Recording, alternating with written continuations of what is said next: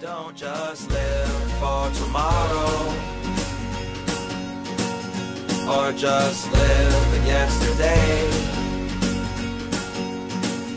Just be glad for all you have that's in today. And though you've come through many obstacles. Hey everyone, Connie here, and welcome to my blind reaction to episode 6 and possibly on of Amphibia. So last time we ended up doing 3 episodes, 3, 4, and 5. We just ended up doing that. It just kind of happened. And that's kind of the vibe I'm going for with this series for the time being. We'll just do as many episodes as I feel is fitting at the moment. We just get it, we keep going until I feel like it's a good point to stop, and that could be 1 episode, it could be 2, it could be 3, it could be more, but I think that's pretty unlikely. Though who knows? We ended off the last one with episode 5 mostly because I felt it was a good place after the entire Gravity Falls parody. But there was some good content with the last set. So hopefully that continues this time. Last time they also said, I think it was around episode, what was it, 4 or 5, that they were about halfway to Newtopia. So I'm thinking somewhere between 8 and 10, we should probably end up having our mid-season finale, which will probably introduce Marcy, if it runs the same as it did with season 1, in which introduced Sasha around that time, like really introduced her and everything. That's what I'm thinking. So somewhere like 8, 9, or 10, we should expect to see that. Which maybe we might get to that today. I don't know. We'll see. Well, at least we might get to 8. I don't know about anything after that, but that's up in the air as it is anyway. Who knows? And hell, it might not even go the same way as season 1 did. It might not even do it by the same pacing. We might not meet Marcy right away. We might not even meet Marcy in Newtopia. Just kind of assuming things with this road trip, and I know we have to meet Marcy still. And I think she's even been mentioned at least once or twice in the season so far. So yeah, it's like just kind of assuming at this point, and I don't always like to do that, but a lot of times I just end up I just end up, you know what I mean. I worded that terribly, but you know what I mean. I end up doing that after all. But yeah, we'll see where it goes, because a lot of shows have done very different things from what I expected, but who knows?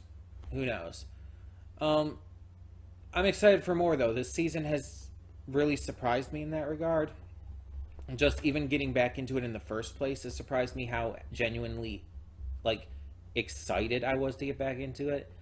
And I talked about that before, how it's like, it's funny, it's kind of funny to me because I did drop this, and there's multiple shows now that we've reacted to where it's like I dropped it but ended up coming back to it and really enjoying it after the fact. And while I still stand by that this is no, like, Owl House in terms of that kind of level or whatnot, it's still impressing me, like, a lot more than I ever expected it to. And it's another one of those cases as well where it's a donation reward that brought it back. Unlike Owl House, which was Smurf, though, this was Venom0027 who brought this series back for me, so yeah. That's just funny in and of itself as well. But yeah, I don't know exactly what to expect yet. They've built up a couple things for sure. And I just want to see more Yunnan. I think that was how you pronounce her name, Yunnan. I just want to see more of her because she is an absolute joy. Like, she is just, she's fantastic. So hopefully we get more good episodes here, however many we end up doing. More good segments, I guess you could say. And we'll just end up seeing. As I said, I know of a couple things that happen later on, but they've got to be much later on at this point still, like probably more towards the end of the season. And I believe you guys told me in the comments, like, as of when I'm recording this, the first episode of the season just went up. So I believe you guys told me in those comments that there's 20 episodes of the season, with some of them being double length, which, yeah, same as the first season. So, yeah. That's about right. But yeah, either way, that means, like, hopefully we get something, like, really big for the mid-season kind of finale situation. And bringing in Marcy would definitely do that. So that's my theory. That's my theory right now. That mid-season is when we're going to get Marcy. That would just make the most sense. Either that or, like, at the beginning of, like, the second half of the season. One of those two. But yeah, I'm excited nonetheless. So we're just going to get into this. Why waste any more time, right? We'll see what these episodes, again, however many we do, give us this time. And maybe some more good segments that I can eventually add to a top 10 episode segments for Season 2 of Amphibia. Because you know I'm going to do a list for that, just like I did with Season 1. But yeah. So let us get this going and hope for the best. When the screen fades to black, pause this redirect and go to the description below. Follow the link to the reaction, and after you watch it, come back here to the redirect and resume play. Because after it fades black and then fades back in, everything from that point forward will be my afterthoughts and will contain spoilers to the episode, or episodes. So, that being said, thank you so much for tuning in, and I will see you at the reaction. And we are back, and we'll begin with spoilers in 3, 2, 1, now. Excuse me. That was timing. Like, right after I do that, I hiccup. I did not expect this soon. This is only episode 6 out of 20. It's not even the halfway point. And they said, like, only, like, what, episode 4? That it was, like, they were halfway to Newtopia? It's like, they just skipped ahead, basically, then. I guess there was just no more other, major content to really focus on between where they had been at that point in Newtopia. I don't know. But we find out some interesting facts in this episode about Newtopia. Apparently, it's basically the capital city of Amphibia, and it's where the king is. As we see in the credits, his name is apparently King Andreas? Unclear of how to pronounce at this moment. Do not tell me. We'll find out when we get to that. But this was also a double-length episode. And it was our true introduction of Marcy Wu. Which, again, I did not think this was going to happen yet. I really did not think it was going to happen in episode 6. But that's why, because of it being double-length and Marcy's introduction, that's why I decided to end it just with this episode instead of doing more than one. I feel like this deserves its own episode in a way, you know? Rather than have it be, like, kind of overshadowed, or not necessarily overshadowed, but have to share the spotlight in a way with other episodes that could just take my attention away from this in a way, if that makes sense. Okay, so obviously I knew Marcy existed as a character and everything. Like, I just didn't know what her personality was at all. That is one thing I definitely had not been spoiled on. I did not know pretty much anything about her in terms of personality and character.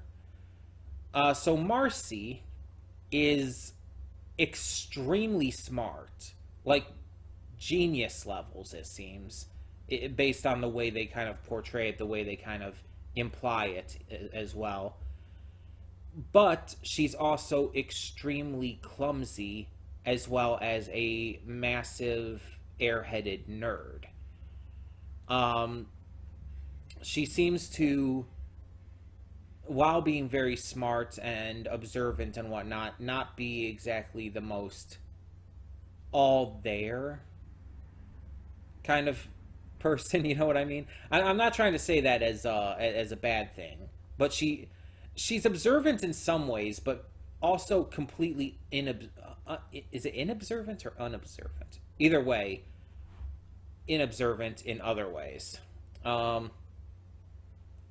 Like she's good at observing her surroundings and figuring out what to do and everything, but she's also so clumsy that she'll walk into puddles or holes or whatnot. She'll trip. Her cape will, for some reason, consistently be set on fire even when there's no fire around. What the hell? I don't understand how that keeps happening. But yeah, it's like it's really weird how you can both be very observant and completely inobservant at the same time. I don't know how to handle that for a character. But she's very high energy, very goofy, and very into her nerdy stuff.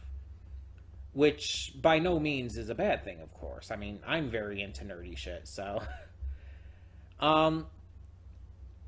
I don't want to assume anything based off of one episode, but with the hyper-intelligence, but also the seemingly hyper-fixation on this kind of nerdy stuff, and even the fact that she can kind of be a bit airheaded, it seems, and not really extremely attentive all the time.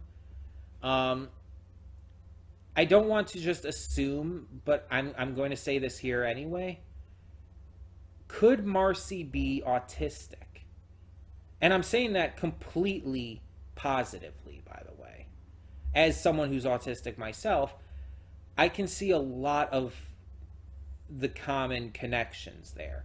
The hyperfixation, the high level of intelligence, but also being an absolute goober, and just various things like that. Even just kind of the way she talks. She kind of reads to me as possibly being so. Now, and again, I'm not going to just assume anything. I don't know what Matt Braley and the rest of the crew's intentions were with her character. But it's still cool to have a character that can be read in that way. So... yeah, Anne and Marcy are reunited and basically have to work together to fight off these barbarians. And Anne is afraid to trust in Marcy because of Marcy's past clumsiness and everything. And as she ends up revealing, she's so freaking scared of losing her again. And I think part of that is definitely because of the fact that she, quote-unquote, lost Sasha again after finding her. Because of her and Sasha having the fight and kind of falling apart in the end. Even if Sasha did come to her senses, Anne reads it as very much losing the friend she just found after all that time. So... she doesn't want the same thing to happen to Marcy. And yeah, that's completely understandable. So they end up, thanks to Marcy, because she does know this all and she is able to handle herself, even with all her clumsiness. They do end up defeating and driving away the barbarians. And they... reopen Newtopia, basically. Newtopia was closed down to outsiders while the barbarians were around. But now that they're gone, Newtopia's gates are opened back up. And we see that it is a proper royal capital. It is fancy, very high-to-do, kind of like that other city we saw that Wally is from. Except instead of like just being like super high-end rich people town, This one is specifically a royal city, which is a very different kind of feeling, if you understand what I'm talking about here. It's a different kind of feeling, different kind of style than just an ordinary like rich people's city, because not everyone in a royal city is necessarily rich, for one. Yeah, it's this different kind of architecture, of style, of people living there. And it's going to be interesting to see how this city is portrayed going forward compared to like other royal cities from various media. We also meet this Lady Olivia character. I guess someone maybe related to the king or just higher up in the hierarchy of Amphibia. She seems very fancy. A very typically fancy character. Speaks with a very posh accent. And very clearly has a high to-do attitude. Not necessarily in a bad way, but could end up going that route. It's unclear right now exactly where this is going to go. But we do get that ominous foreshadowing at the end with King Andrias, or Andrias, or however it's pronounced. Again, don't tell me. But we see at the end, he talks about like this plan being put into motion and stuff, and so it's like, and he had the like figure of Anne and whatnot, so it's like, what is going on here? Definitely interested to see what that's about. But yeah, also just suddenly finding out in this episode that Amphibia is a kingdom, that it has a king and everything. And I like that joke, though. It's like, we're not anarchists, and Polly's like, speak for yourself. And it's like, yeah, sounds about right. But yeah, I wonder why they haven't talked about the king before then. I wonder if there's a reason for it, or just never came up. I don't know. But this episode leaves a lot of questions while answering some things, for sure. But there's still some things that we haven't gotten answered yet from previously in the season, such as that mech frog that was following them. So we'll have to see where that all goes. But yeah, I just, one thing that did bug me a little bit is the slander, the absolute slander towards Sasha in this episode. It's like the only thing that really actually bothered me a bit with this. Because it's like they're talking about Sasha as if she were evil. Like they even call her as such at one point. And it's just like, that's just not the case. Yes, she was working with the bad guys, but it was very clear that she wasn't evil. It was very clear that she was misguided, you could say. And this is actually a case where the term misguided will work and not feel like just a cop-out answer. But yeah, it's just, there's nothing to say that she was evil. Like she was an antagonist. She was definitely acting against the will of Anne and them, but she wasn't, again, evil. There's a difference. And I'm just not going to stand for Sasha being slandered like this. She is best girl, and I'm not going to put up with that. But yeah, I'm enjoying Marcy so far. I like her absolute nerdiness and everything. She has a fun personality that can maybe seem like a little bit much to handle. Excuse me. But I've seen and loved characters like this before, so I definitely feel like I could do the same with her. I feel like I could just really get into her character too. But we'll see. We'll see how it goes. So yeah, I really enjoyed this episode. I thought it was very good. And yeah, it's just, I just wouldn't have felt right continuing after that. It's like, that's just like, it kind of, it kind of worked out perfectly too. It's like last time I ended off on episode 5 because it was the Gravity Falls episode. It was like this kind of special, almost crossover kind of deal. And it's like, it just felt right to end off on that after having done 3 episodes at that point. And then I get to this, and it's like, oh, we're getting to Marcy and Newtopia. Well, it's a good thing that we're starting here, and then it's like with all of that, it's like I don't feel right continuing after that either. It's like I feel like that needs its own episode. I feel like it needs its own kind of situation going on there, you know? Does that make any sense? But yeah, I feel like it was the right option to do it that way.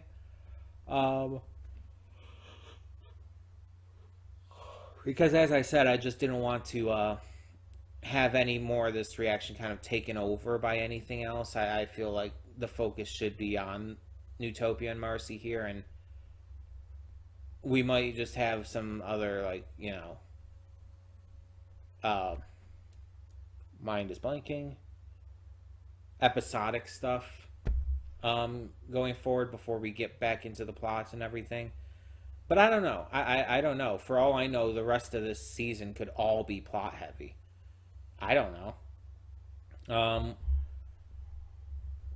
I'm definitely excited though, because this is definitely already these first 6 episodes have been definitely giving me a lot of hope for this season, compared to how season 1 was for me a lot of the time.